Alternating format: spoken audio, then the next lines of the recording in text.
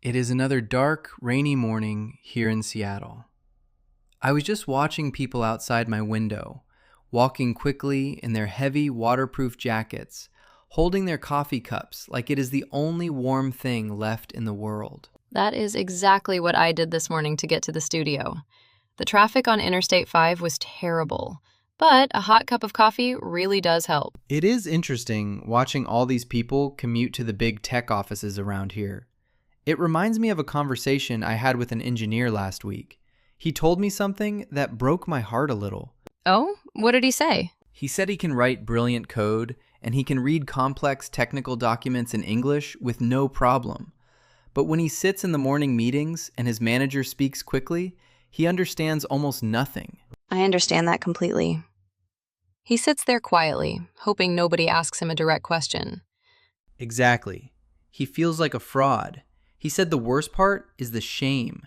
He just smiles and nods, feeling completely isolated in a room full of people. That is the hidden pain of learning a language. We talk a lot about grammar and vocabulary, but we rarely talk about the professional fear. The fear that people will think you are not intelligent simply because your ears cannot process the sounds fast enough. That is beautifully said. Why does this happen? Why is there such a massive gap between reading English perfectly and understanding spoken English? It comes down to how our brains are trained. When you read, you control the time. If a sentence is difficult, your eyes can simply stop. You can look at the structure. But listening does not give you that luxury.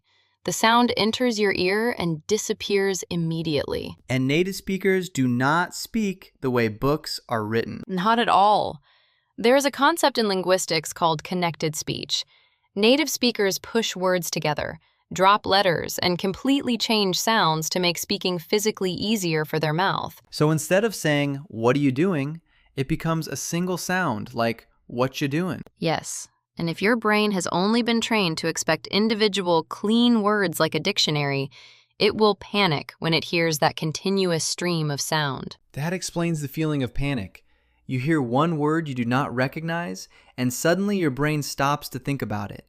Meanwhile, the speaker has already said 10 more words. Exactly. You lose the rhythm. This leads to something truly fascinating. Have you ever heard of the phonemic restoration effect? I have not. What is that? It is a psychological illusion. Scientists recorded a sentence but completely deleted a sound in the middle of a word, replacing it with a loud cough. When native speakers listened to it, their brains automatically filled in the missing sound. Wait, really? They actually heard a sound that was not there? Yes, because the native brain does not process every single word from the bottom up. It uses context to guess what is coming next. It is called top-down processing. But language learners try to catch every single letter, which is scientifically impossible in fast speech. That changes everything. We are telling learners to listen carefully to every word, but native speakers are not even doing that. Right. Native speakers listen to the melody, the rhythm, and the overall meaning. If they miss a word, their brain instantly fills the gap. A learner misses a word and their confidence shatters. So, how do we fix this? If a listener feels terrible every time they turn on the television or attend a meeting, what is the first step they should take? The very first step is shifting the goal.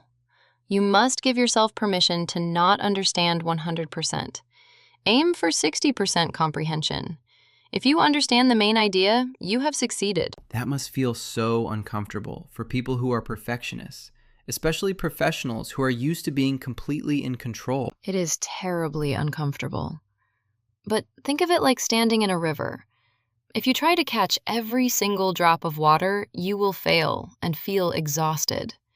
You just need to feel the direction the water is flowing. I like that metaphor. Feel the direction of the conversation. And what about daily habits? Some people say you need to watch 2 hours of English news every day. Is that true? Absolutely not. Watching the news is actually terrible for beginners.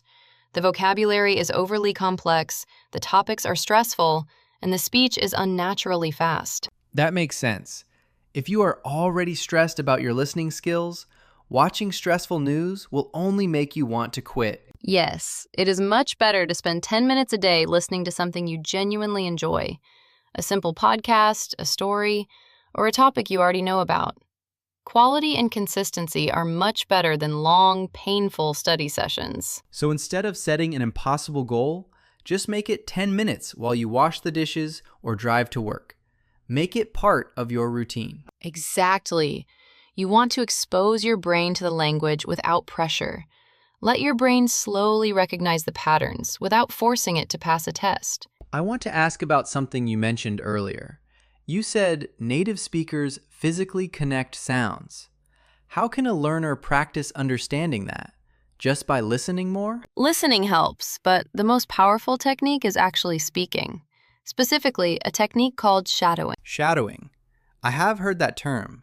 Is it just repeating what someone says? It is more than repeating. You listen to a short piece of audio, maybe 20 seconds, and you try to speak at the exact same time as the speaker. You copy their rhythm, their tone, their pauses. You become their shadow. That sounds incredibly challenging. Does it not overwhelm the brain? At first, yes. But something magical happens. The auditory center in your brain is closely connected to the motor functions of your mouth. When you force your mouth to create the connected sounds, your ears suddenly learn how to hear them. Wait, you are saying that by training my mouth muscles, I am actually upgrading my ears? Precisely. Because once you know how a native speaker physically blends words together, your brain recognizes that same sound when someone else says it. That is brilliant. So instead of being angry that you cannot understand the fast speech, you slow down a short clip, analyze it, and speak along with it until it feels natural. Yes, and you do not need to do this for hours, 5 to 10 minutes a day. The key is to stop fighting the language and start moving with it, like a dance. I really want anyone listening to this to take a deep breath. Because learning a language, especially when your career depends on it, creates so much anxiety. We forget to treat ourselves with kindness. You are right. The anxiety actually blocks your ability to listen. When you are stressed in a meeting, your brain releases cortisol. Cortisol impairs cognitive function. So the harder you try to listen through fear, the less you understand. That is a cruel biological joke. The more nervous you are about not understanding, the more your brain shuts down the understanding process. It is. That is why acceptance is so critical. Accept that you will miss words. Accept that the journey is slow. Smile, breathe, and trust that your brain is quietly doing the work in the background. I think that engineer I spoke to last week needs to hear this. He is not broken. His brain is just trying to process English like a dictionary instead of like a river. Please tell him that. Tell him his intelligence is not tied to his listening speed. With a little bit of daily shadowing and letting go of perfection, he will start to feel comfortable in those morning meetings very soon. I will tell him. And to everyone listening to us today, whether you are driving through the rain in Seattle or walking in the sun somewhere else, trust the process. You are doing better than you think. Keep listening, keep practicing, and be kind to yourself. Thank you for having me, Alex. Thank you. We will see all of you next week with another topic. Take care.